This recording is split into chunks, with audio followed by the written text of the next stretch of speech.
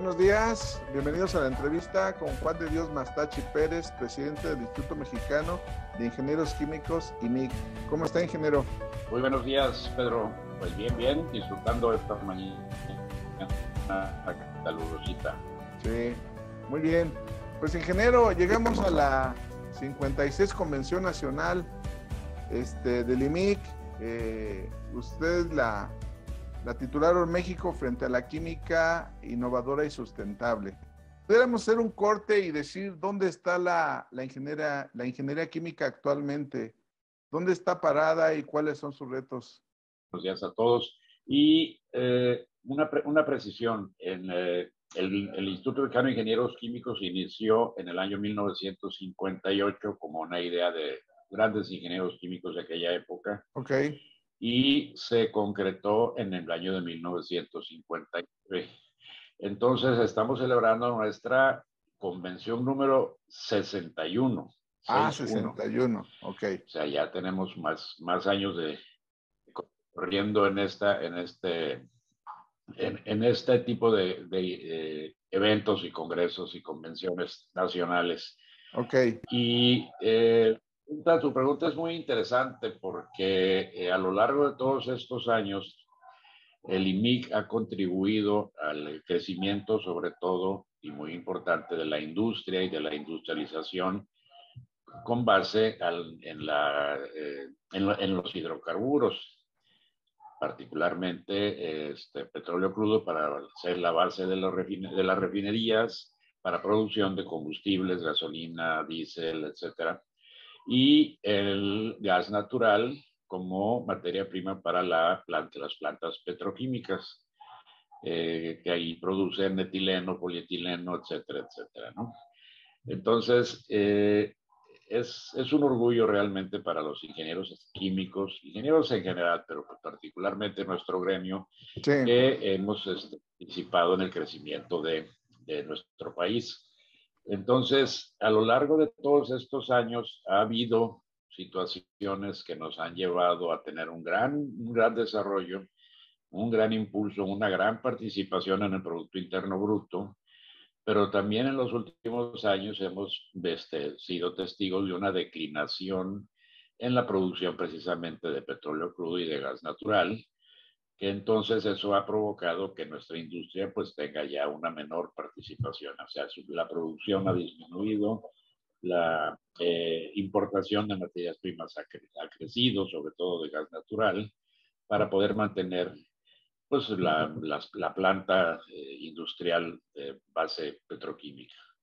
Entonces, en eso situación estamos, y es esta precisamente la preocupación y el lema de nuestra convención, es pues, ser innovadores, necesitamos ampliar nuestros horizontes, estamos volteando a otras aplicaciones de la química, como es en la industria minera, como es en la industria farmacéutica. Prácticamente, si nos damos cuenta y volteamos, pues toda la química aplica prácticamente en todo. Así en es. todo lo que nos rodea. Así es. Entonces, es que eso es lo que reimpulsar en el IMIQ a partir pues de que estamos saliendo de esta pandemia que no nos permitió tener eventos presenciales, y entonces esa es la razón por la cual estamos trabajando en la innovación de las propuestas de los ingenieros químicos para la industrialización del país. Así es. Ingeniero, yo en alguna ocasión yo revisaba los tabuladores de las diferentes profesiones en México, y los ingenieros químicos pues son de los que más ganan. Digamos, en recursos humanos, ¿cómo llega México? ¿Cómo llega México? ¿Cuántos son? ¿Cuántos salen de las universidades? ¿Son suficientes? ¿Cómo andamos en recursos humanos para el sector, ingeniero?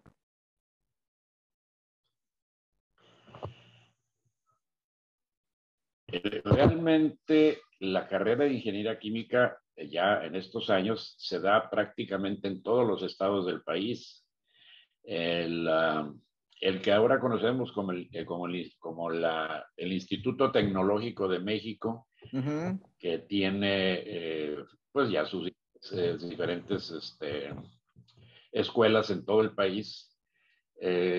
Prácticamente tenemos, y lo tengo muy presente porque en el mes de agosto en la ciudad de Oaxaca, escuela con el Congreso Nacional de Estudiantes de Ingeniería Química, estuve yo ahí con ellos.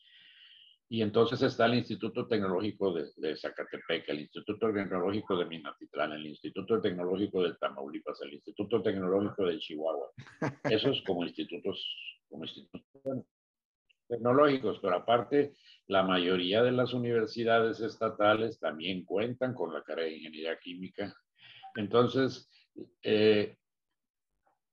recurso humano, jóvenes estudiantes de Ingeniería Química, hay suficientes. Y lo que nosotros como IMIC nos preocupa mucho es que el nivel de su educación sea cada vez mejor. Claro, hay regiones, por ejemplo, como en el noreste del país que se aplican más a la ingeniería, hay regiones como digamos, en el área de Coatzacoalcos, Villahermosa, Tabasco, etcétera, pues que se aplican más al área de hidrocarburos, pero precisamente es lo que nos preocupa como INVIC, que tengamos presencia en todo el país y la tenemos. Entonces, y pues parte del atractivo precisamente de querer estudiar esta carrera de base ingenieril o técnica como química es precisamente pues que hay mucha aplicación, hay mucho trabajo y hay buenos salarios. Así es, ingeniero. Ahora, como usted dice, el nivel de los químicos, ¿cómo anda ese tema? Pues finalmente hay retos interesantes, hay mucha innovación. Y bueno, en la parte de la capacitación, ¿qué oportunidades hay?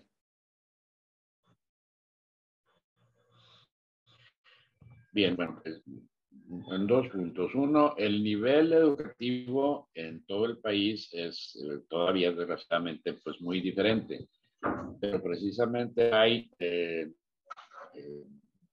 entes como el CSEI, que es la unidad certificadora de los estudios de ingeniería, la ANUYES, que es la Unión Nacional de Escuelas de Estudios Superiores, en las cuales entonces tienen reuniones precisamente ahora en nuestra convención el día miércoles 9. Tenemos una reunión de directores de escuelas de ingeniería química de todo el país, en la cual intercambian experiencias y además entre ellos pugnan precisamente porque su nivel de estudios mejore y buscan la certificación, que sean carreras certificadas para que puedan tener un mejor nivel de aceptación. Eso es con respecto al nivel el nivel de estudios, digamos, de las escuelas y en las tecnológicos. Sí. Y con respecto a la capacitación, ese es otro tema que nosotros como ingenieros químicos también estamos buscando, no solamente, digamos, ya los ingenieros químicos.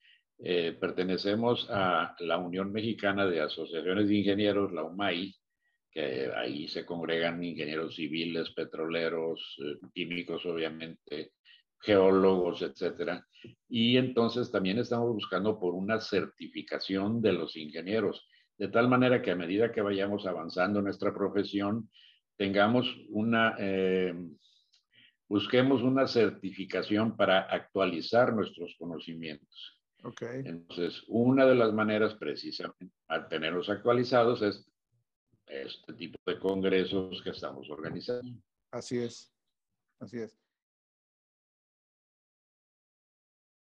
México, digamos que tiene un déficit comercial. Corren los años y México tiene pues, carencia de materias primas en la industria química. El déficit comercial de la industria pues alcanza casi los 25,000 o ya sobrepasa los 25,000 millones de dólares. ¿Qué pasa en ese tema, ingeniero?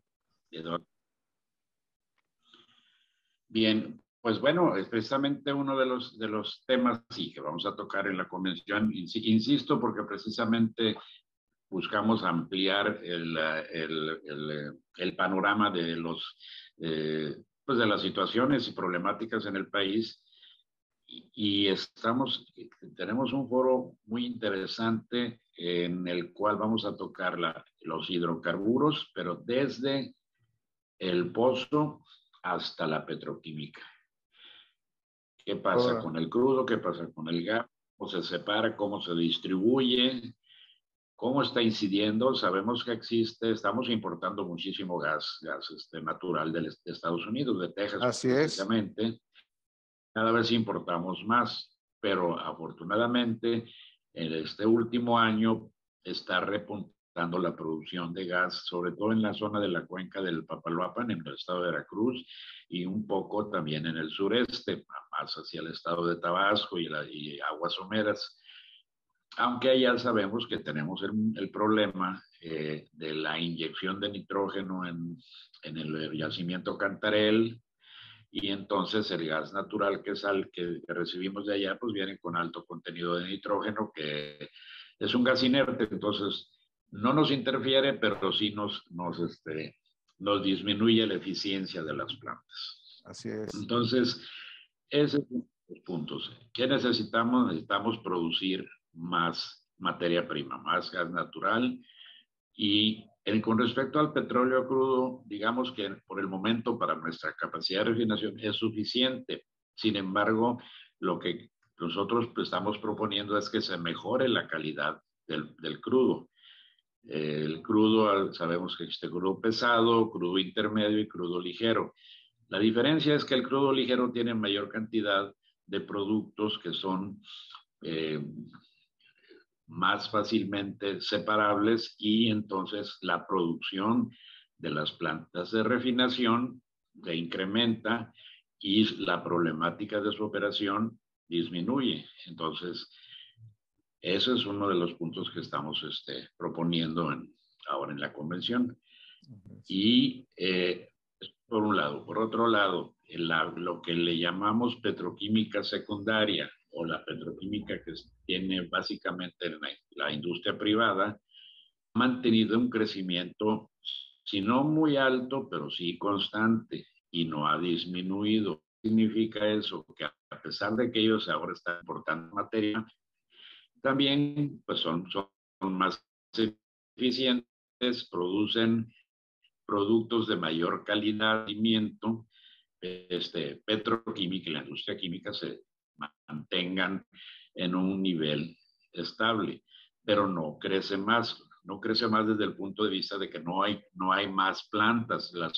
El último complejo petroquímico que se construyó es el que construyó la iniciativa privada, el Braskem de industria brasileña, con Idesa, industria mexicana, empresa mexicana, pero ya tiene sus 5 años o 6 años en operación. Entonces, ¿y qué están haciendo ellos?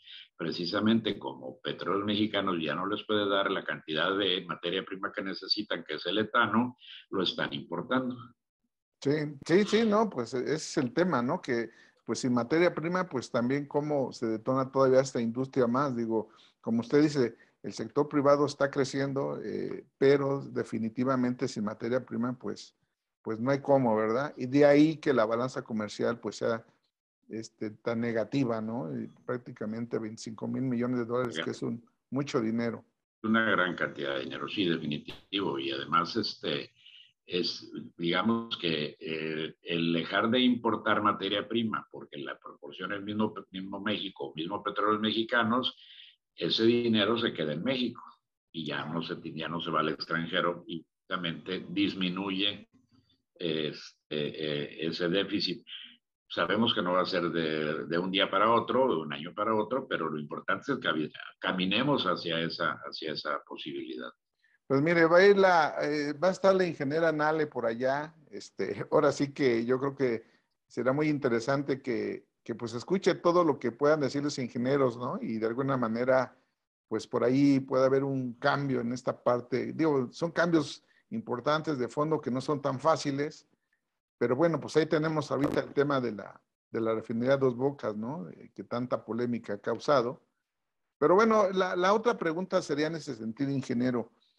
Dice sustentable. En el escenario hacia adelante, en la perspectiva global, pues viene toda una tendencia de autos eléctricos, autos a hidrógeno, una movilidad más sustentable.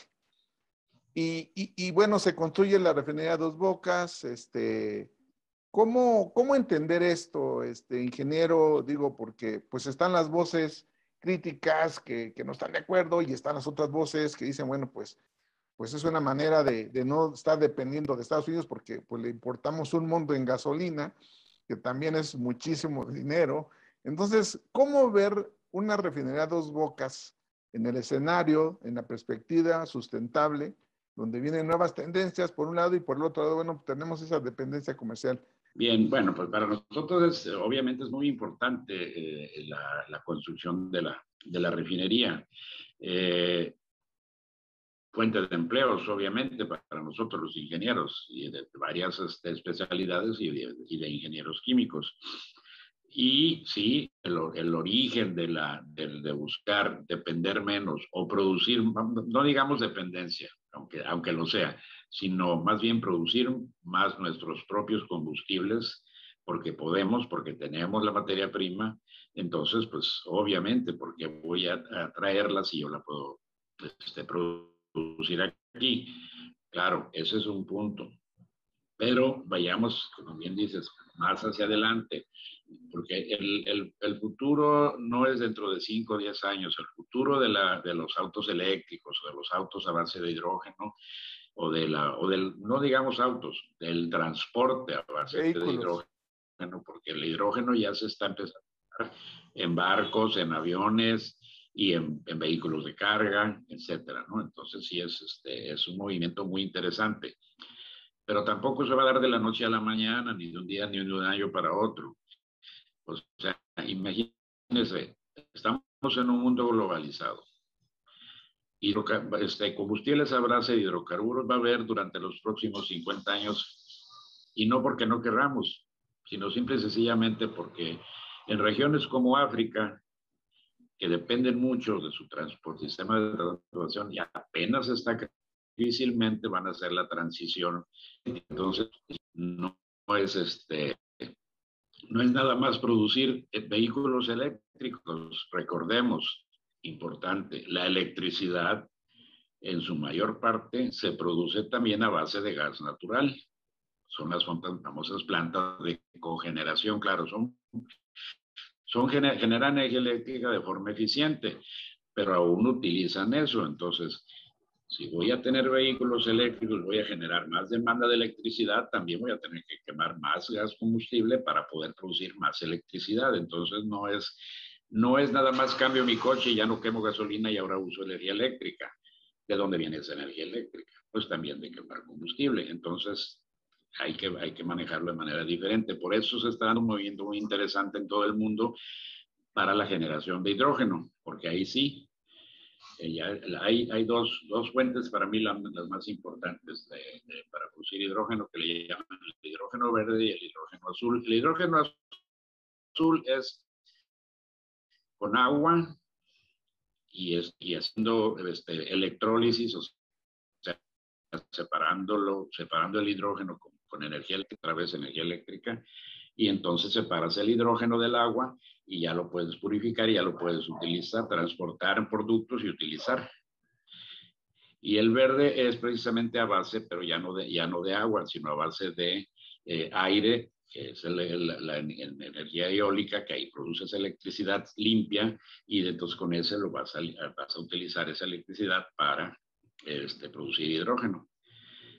También se produce hidrógeno en las plantas, en las refinaciones, en las plantas de refinación, en las refinerías. Es un subproducto que luego a veces ellos mismos queman como gas combustible. Ahí lo ideal es sepáralo y manéjalo en forma independiente para otras aplicaciones.